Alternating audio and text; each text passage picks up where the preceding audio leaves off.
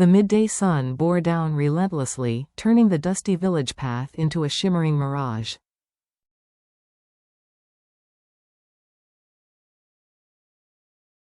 A woman paused beneath the scant shade of a tree, wiping the sweat from her brow. Too hot, she murmured to herself.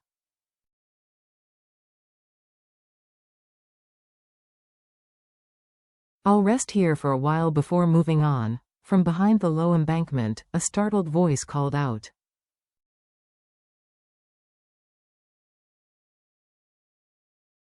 Excuse me, I'm not a bad person, please don't be afraid. Peering over, she spotted another woman sitting low to the ground.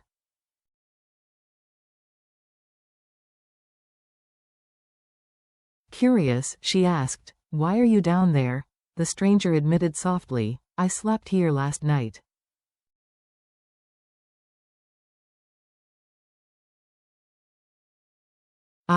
I don't have anywhere else to go." With a quick pull, she helped the woman up.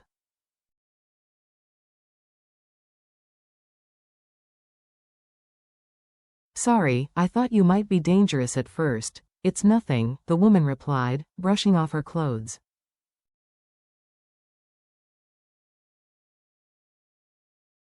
"I probably startled you too." They sat for a moment in the still heat. The villager noticed how thin the stranger looked.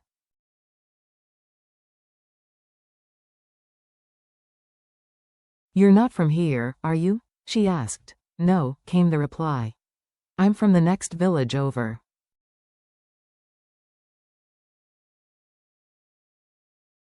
The villager rummaged in her bag. "Have you eaten? I was about to have some bread."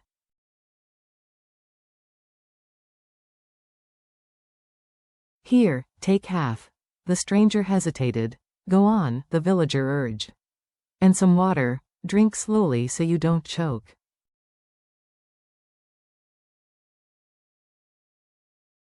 Tears pricked the woman's eyes. "Thank you. I haven't eaten since yesterday." The bread gone and the water bottle half empty, the villager offered, "Why don't you come to my house to rest? It's close by."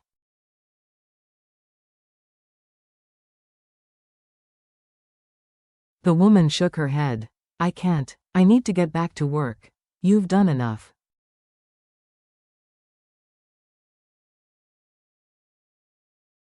Before leaving, she pressed a small item into the villager's hand. "Please take this."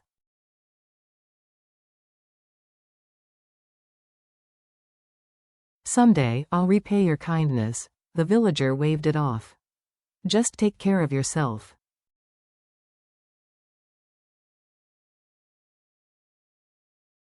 Across town, Officer Duck, known to some as Lee, sat at his desk, reviewing a thick case file.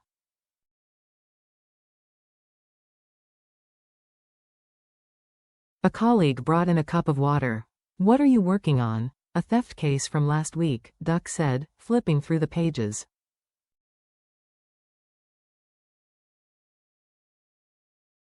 "It's complicated." The complaint had been filed by none other than the accused woman's own sister.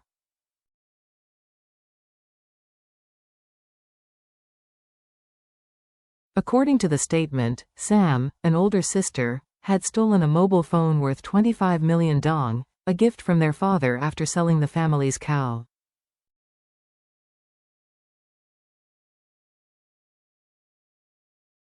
When questioned, Sam admitted she'd had the phone but claimed she was bringing it to be repaired when it was snatched from her hands in a robbery.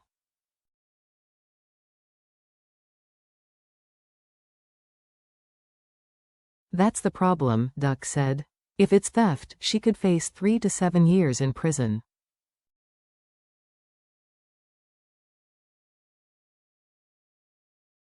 "If it's robbery, we have to find the real culprit. We can't just take one side's word."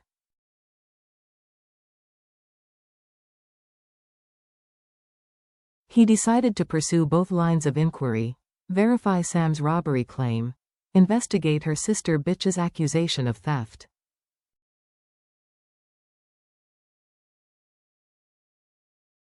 The next stop was Quang Trung Street, the stretch where Sam claimed the robbery took place.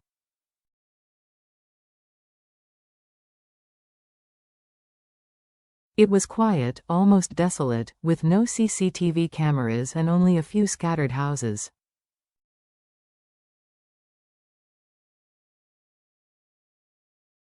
They knocked on doors, speaking to residents. One elderly man shook his head. No robbery here.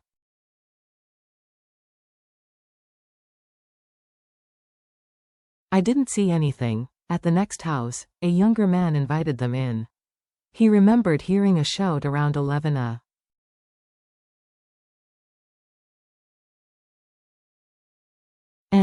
on the day in question, but couldn't make out words over the roar of his grass cutter.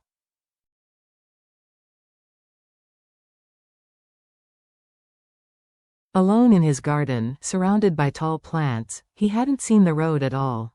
The lead was thin, but Duck noted it anyway.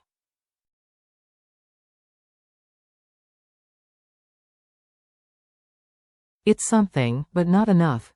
Back at the station, he assigned his colleague to compile a list of known offenders in the area with records of theft or robbery.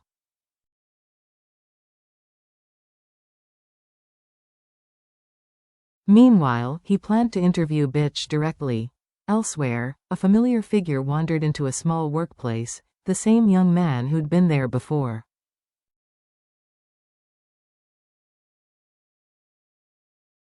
The workers eyed him warily. Back to cause trouble? He grinned. No, just visiting.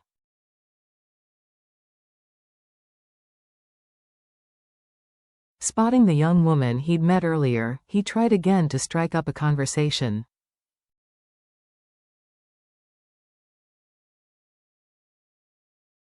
She was focused on her work, barely looking up.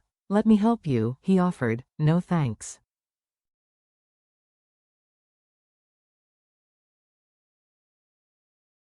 Please move aside, he persisted, inviting her for a drink, but she refused again.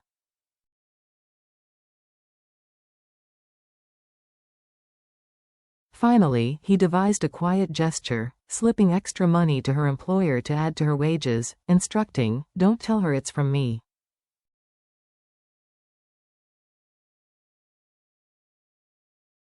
In another part of the village, Bitch live-streamed to friends, showing off her family's garden and fruit trees.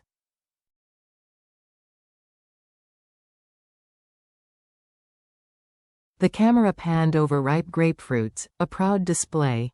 But behind the casual chatter, tension simmered. Her sister Sam had just been released from police custody due to insufficient evidence, yet hadn't returned home.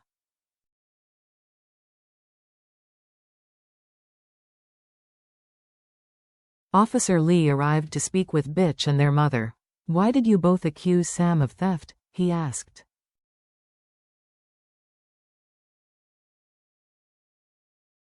Bitch's answer was unwavering, because she took my phone. There were only 3 of us at home, and she was the one who had it.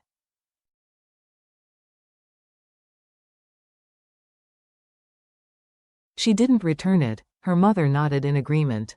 I'm sure she took it. That phone was valuable.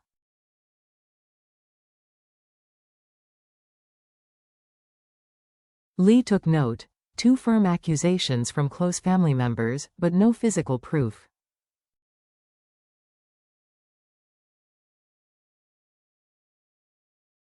The case teetered on a knife edge, and time was running out to find evidence that could clear Sam, or seal her fate.